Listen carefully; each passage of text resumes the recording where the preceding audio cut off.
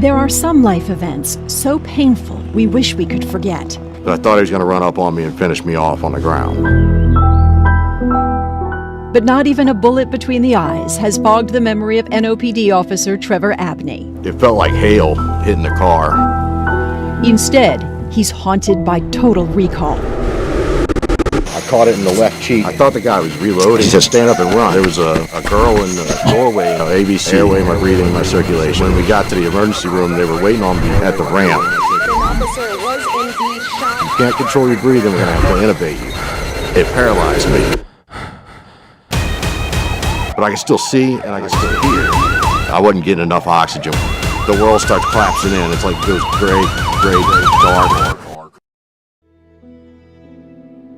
It's kind of like sadness. Mom, my dad, my brother. God, please take care of them.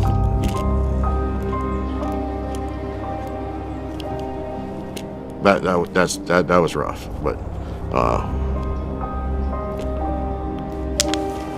hold on a second, let me get a drink.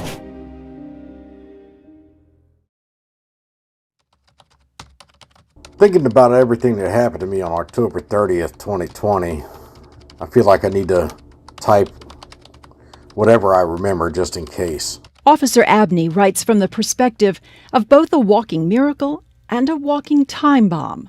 With the bullet still lodged in his brain, he begins to journal, fighting the fear of a deadly seizure or stroke by facing the fear that left him like this. I decided to roll down Wall Street and head to the station for a cup of coffee. It was a quiet, sunny day. He was partnered with Officer Brooke Duncan, a fellow war veteran turned cop and good friend. We worked together, as often as they would let us. They drive down Royal, stopping in front of the CC's coffee shop, and wave through a pedicab. Officer Abney doesn't see the passenger in the back locked and loaded, but the surveillance camera does, and so do the innocent bystanders. He cocked one of these handguns that has a long clip in it, and he started firing into the cop car. When I looked back up, I saw a round circle in the windshield, like dead center. I immediately knew that we were ambushed. Like, we was in the middle of working, and I just heard gunshots. I thought the rounds were coming from one of those balconies. Abney is in the driver's seat. He leans to his right and right into the line of fire. I caught it in the left cheek. I went instantly blind. The shots stop suddenly. The screaming starts. I'm shot in the face. I couldn't even cuss like I wanted. All that came out after that was like some primal sounds. Type of sounds I can't even describe in writing or recreate. I thought the guy was reloading because I figured, if you're going to ambush the police, you're not just going to come with one magazine. Abney and Duncan dive out of the car and try to get behind it. It's then they lock eyes. Remember, Abney had just been shot below his. Duncan came around the corner and he looked at me and he had that, that shocked look on his face. It felt like the whole left side of my face was hanging off or gone. And I heard Duncan kick into 108, officer down call. Chaos ensues. Hey, we just witnessed a police officer being shot. My manager told us to drop down low, get down on the ground. Duncan tells Abney to run. I still didn't know where the shooter was at, if he was on the balcony or if he was on the ground level. With sight in only one eye, he sees a woman motion him into a nearby store. And when I got to her, I just baseball slid into the doorway. And at this point, I'm going into shock. And some guy came over to me and he started trying to help me out. He'd soon learn the woman was a former Army medic, the man a current ER doc. What are the odds? And at this point, I'm starting to hyperventilate, and they're telling me, you got to control your breathing, and I'm freaking out because I've been shot in the head. Meanwhile, all hell is still breaking loose on the streets. And then I looked down St. Philip, and the shooter was hiding behind a car. One man yelled, he went the other way. While Abney lay bleeding and his partner laid siege at the door, backup arrives. A 1st District policewoman. She says, get up and run. And I said, so we're going to run again. They run to her patrol car. So they didn't wait for an ambulance? We couldn't. I was starting to lose that airway when we were on the floor in that shop. As police race to UMC, the shooter races down the street and right into a man leaving work. God came running. Slowing the suspect down enough for other officers to catch up. All I know is a big commotion. I saw a lot of guns and I got flat on the ground.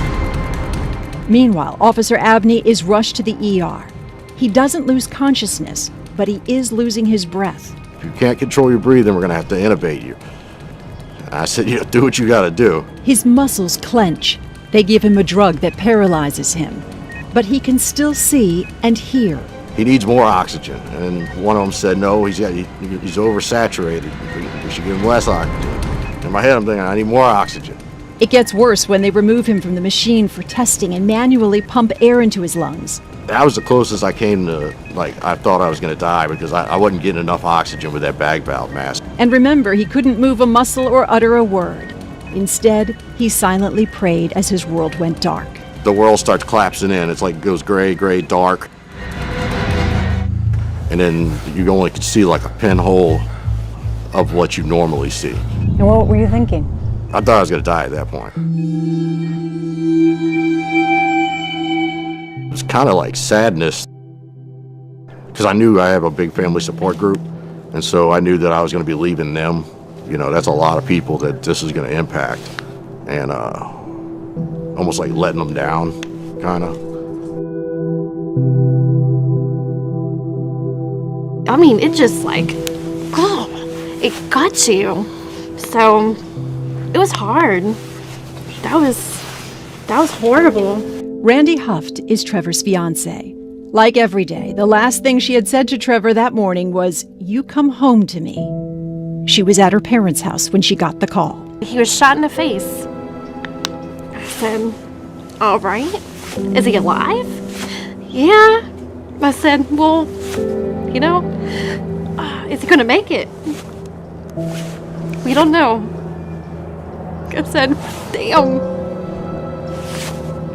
Officers picked up her first. It was nearing 5 p.m. New Orleans police are on the scene of an officer shot in the French Quarter. And I heard breaking news. A lot of chaos that is happening. New Orleans police officers ambushed. Trevor's mother, Teresa, was watching TV. The window that was shot out. I saw the police car being riddled with bullets, and I saw the sign that said Royal Street, and I went, oh no.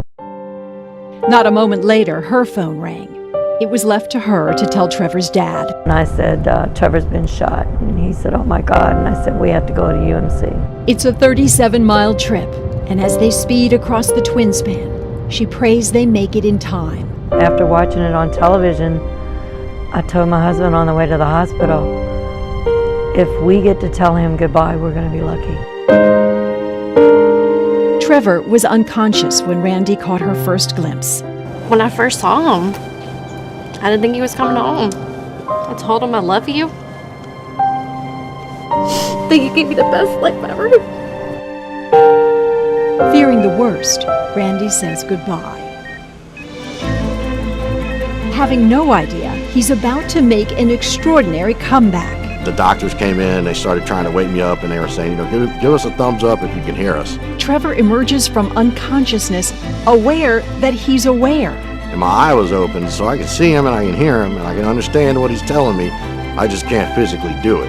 But with time, he regains strength. His brother is the first to realize Trevor's hitting the side of the bed is not an involuntary twitch. He knew me better than anyone. He was like, shit, he wants to write. They gave me an ink pen and a piece of paper, and I wrote out, it was short. His first words, just one, a name. Duncan, ? And they were like, Duncan's okay. And with Trevor now appearing to get better, doctors show him the image that nearly sends him back into shock. When they showed me the x-ray of where the bullet was at, I damn near wanted to pass out.